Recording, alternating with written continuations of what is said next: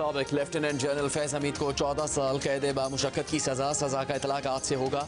Field general court martial ने फैसला सुना दिया। ISPR के मुताबिक मुलजिम के खिलाफ 4 इल्ज़ामात सियासी सरगर्मी में मुलविस होने, ऑफिशियल सीक्रेट एक्ट की खिलाफ वर्जी, इख्तियारात और सरकारी वसाइल के गलत इस्तेमाल और मुतल्लिका अफराद को नाजायज़ नुकसान पहुँचाने पर कार्रवाई की गई। मुलजिम तमाम इल्ज़ामात में कसूरवार करार पाया गया। मुलजिम के सियासी अनासर के साथ मिली भगत, सियासी अफरा तफरी और अदम इस्तेहकाम के मामलात अलग से देखे जा रहे हैं। फील्ड जनरल कोर्ट मार्शल ने तमाम कानूनी तकाजे पूरे किए। मुलजिम को दिफा के लिए वकीलों की टीम मुंतखब करने समेत तमाम कानूनी हकूक फराहम किए गए।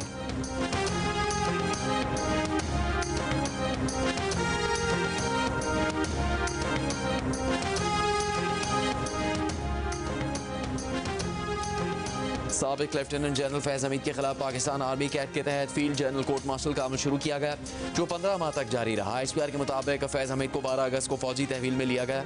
12 अगस्त 2024 को आर्मी एक्ट के तहत फील्ड जनरल कोर्ट मार्शल की कार्रवाई शुरू की गई। कार्रवाई सुप्रीम कोर्ट की हिदायत पर निजी हाउसिंग सोसाइटी के मामले पर शिकायत के बाद शुरू की गई थी।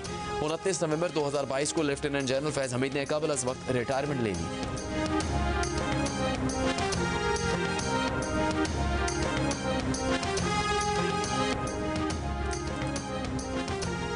DG ISPR 5 दिसंबर की प्रेस कॉन्फ्रेंस में 9 मई के वाक़यात में फैज़ हमीद और इमरान खान के गठजोड़ की निशानदेही कर चुके फैज़ हमीद को दी गई 14 साल कैद की सज़ा वाज़े करती है कि मामलात वादा माफ गवाही से आगे निकल चुके थे।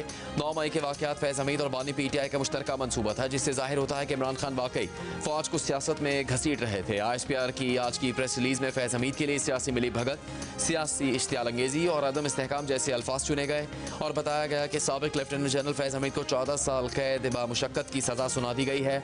इस सज़ा का इतलाक आज 11 दिसंबर से होगा।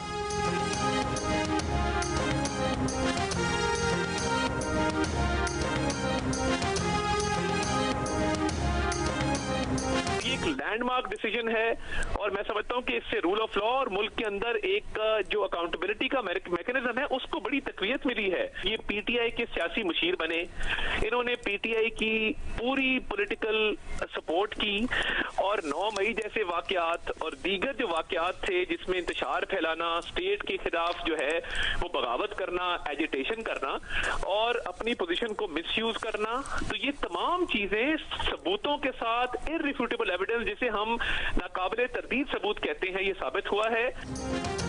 वफाकी वज़ीर इत्तलात अता तारड़ ने फैज़ हमीद के खिलाफ फैसले को तारीखी करार दे दिया।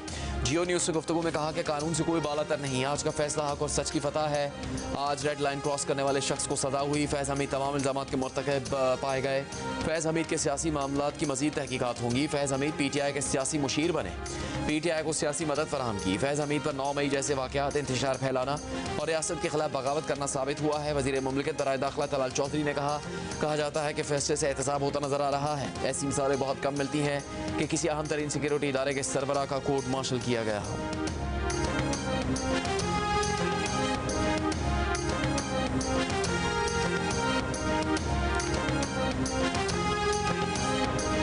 इब्तदा है, अभी 9 मई के केसेस बाकी हैं कि अभी 9 मई रहता है। ऐसे सारे इश्यूज जिसमें इन्होंने तबाही मचाई, फैज़ हमीद ने मुल्क को नुकसान पहुंचाया, रियासत को नुकसान पहुंचाया, सियासत को नुकसान पहुंचाया, जमहूरियत को नुकसान पहुंचाया, अदलिया को नुकसान पहुंचाया, मुझे आप जैसे लोगों को तबाह बर्बाद किया, मीडिया को रूल आउट करने की कोशिश की। तो अब जो बानी और जो पॉलिटिकल पार्टी इसके साथ इन्वॉल्व थी, स्पेशली 9 मई, उसका अभी एहतसाब का अमल जारी है। सेनेटर फैसल वाडा का कहना है कि फैज़ हमीद को 14 साल कैद इब्तिदा है। 9 मई के केसेस बाकी हैं। फैज़ हमीद के साथ जो सियासी जमात और उसके बानी 9 मई वाक़े में मुलविस थे, उनका फैसला लिखा नजर आ रहा है। जियो न्यूज़ से गुफ्तगू में फैसल वाडा ने कहा, बानी PTI को सहूलत देने वाला कोई नहीं बचेगा। 9 मई का केस रुका नहीं, अपने आदमी का ट्रायल नहीं छोड़ा, तो बाकी कोई कैसे बचेगा। इंसाफ की कुर्सी पर बैठकर सहूलतकारी करने वालों का भी एहतसाब होगा। अपने इदारे से एहतसाब शुरू करने का credit chief of defence forces field marshal Asim Munir को जाता है।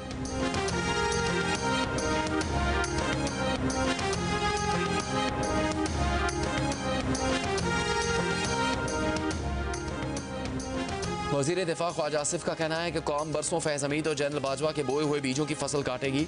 अल्लाह हमें माफ़ करे। फैज़ हमीद के फैसले पर रद्दअमल में ख्वाजा आसिफ ने कहा कि अल्लाह हमें ताकत और इक़्तिदार को अल्लाह की अता समझकर इसकी मखलूक के लिए इस्तेमाल की तौफ़ीक़ अता फरमाए। खौफ खुदा हुक्मरानों का शेवा बने।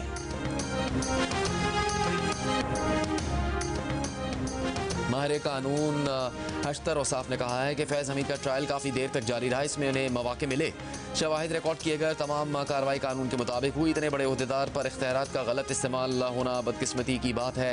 माहिर कानून हाफिज़ एहसान ने कहा कि आज साबित हो गया फ़ौज के अंदर एक ऐसा एहतसाबी निज़ाम मौजूद है कि अगर कोई शख्स अपने इख्तियारात से तजावुज़ करे या कानून की खिलाफ वर्जी करे तो एहतसाब से नहीं बच सकता। माहिर कानून राजा खालिद बोले कि फैज़ हमीद की जानिब से बहुत बेएहतियाती बरती गई, वो बहुत खुल कर खेले, लेकिन इदारे ने साबित कर दिया कि कानून से कोई बालातर नहीं, जो भी जुर्म करेगा उसके खिलाफ कार्रवाई होगी।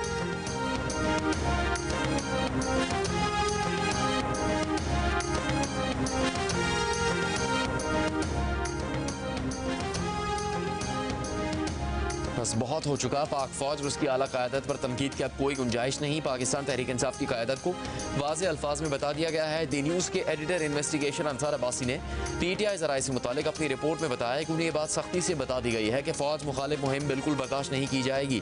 ज़राए के मुताबिक उज़्मा खान की जेल में बानी PTI से हालिया मुलाकात भी कशीदगी का सबब बनी। मुलाकात के बाद बानी PTI की बहन की जानिब से दिए गए बयानात के सबब ये मुलाकात करवाने वाले चंद वफाकी वज़रा और एक अहम पार्लिमानी शख्सियत भी हज़ीमत का शिकार हुए। PTI अरकान पार्लियामेंट ने आपसी गुफ्तगू में इस बात पर जोर दिया कि बानी PTI के अहल खाना को एहतियात से काम लेना चाहिए और उनके सख्त बयानात को अवाम में दोहराने से गुरेज करना चाहिए। ब्रेकिंग न्यूज़ है, लंदन हाई कोर्ट के हुक्म के बाद यूट्यूबर आदिल राजा ने ब्रिगेडियर राशिद नसीर को बदनाम करने का इल्ज़ाम तस्लीम कर लिया है। लंदन हाई कोर्ट ने आदिल राजा के लिए 2 वार्निंग्स भी जारी कर दी। जज ने फैसले में कहा कि आदिल राजा ने अदालती अहकामात पर अमल ना किया तो तौहीन अदालत तस्वुर होगा। इसी हवाले से हम बात करेंगे लंदन में मौजूद जियो न्यूज़ के नुमाइंदे मुर्तज़ा अली शाह से। मुर्तज़ा, इस हवाले से ताज़ा पेशरफ्त क्या है?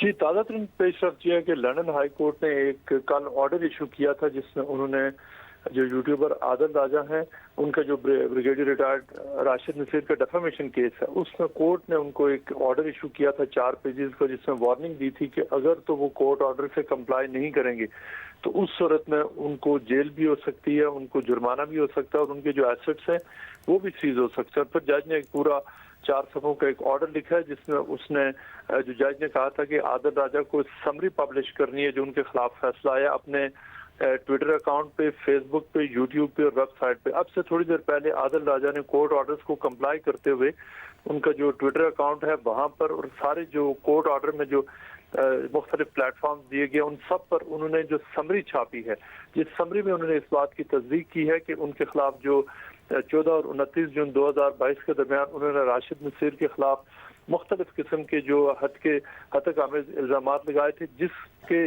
और उन इल्ज़ाम के हवाले से आदिल राजा ने अब ये लिखा है कि उनके पास उनका जो सच का जो दफ़ा है वो नहीं था, ट्रूथ डिफेंस उनके पास नहीं था और उन्होंने अपने पूरे प्लेटफॉर्म्स पर राशिद नसीर की हमायत में होने वाले फैसले को पब्लिश किया, जिस और उसके साथ साथ जो पूरी जो जजमेंट है उसका लिंक भी दिया है।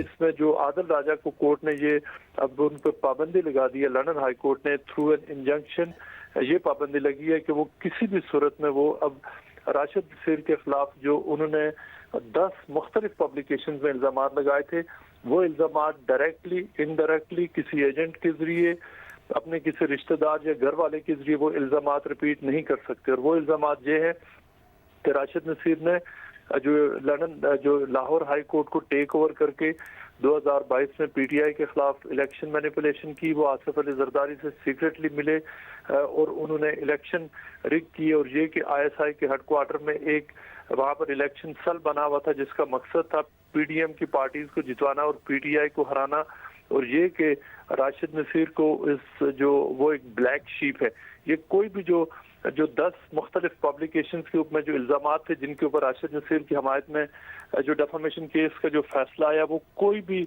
अब जो वो इल्ज़ाम है वो आदिल राजा किसी भी सूरत में उसको रिपीट नहीं कर सकते।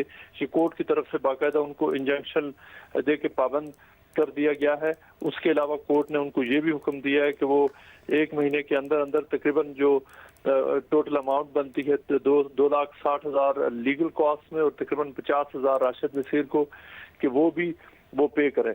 ये जो पूरा जो फैसला आया और जो कोर्ट ऑर्डर आया है इसकी जो समरी है, आदिल राजा ने कोर्ट ऑर्डर के जो जज ने जो रिचर्ड स्पीयरमैन केस ने जो ऑर्डर इशू किया कल उसको कंप्लाई करते हुए इस वक्त उनके ट्विटर अकाउंट के ऊपर उन्होंने ये पूरा जो फैसला है उसको छाप दिया है और ये फैसला अगले 28 दिन तक पिंड रहेगा उनके एक्स अकाउंट पे फेसबुक पे और उनकी जो वेबसाइट और यूट्यूब के दो चैनल्स हैं, वहां पर जो फैसला वहां पर बहुत अहम खबर तफसील बता रहे हैं जियो न्यूज़ के नुमाइंदे मुर्तज़ा अली शाह। लंदन हाईकोर्ट के हुक्म के बाद यूट्यूबर आदिल राजा ने ब्रिगेडियर राशिद नसीर को बदनाम करने का इल्ज़ाम तस्लीम कर लिया और इससे मुताल्लिक़ अदालत ने जो अहकामात दिए थे उस पर अमल दरामद भी शुरू हो गया। आदिल राजा ने समाजी राबते के प्लेटफॉर्म पर अपना बयान जारी किया है और उन्होंने कहा है कि हाईकोर्ट ने उन्हें 9 अक्टूबर 2025 को राशिद नसीर को 50,000 पाउंड अदा करने का हुक्म दिया है। आदिल राजा ने भी कहा है कि 14 और 29 जून 2022 के दरमियान उन्होंने राशिद नसीर के खिलाफ कई हद तक आमेज इल्ज़ामात लगाए, उनके पास इन इल्ज़ामात का दिफा नहीं है। आदिल राजा ने मुकम्मल फैसले का लिंक भी शाया कर दिया है। उनका ये बयान और ये लिंक 28 दिन तक उन्हें यहाँ इस समाजी राबते के प्लेटफॉर्म पर रखना होगा।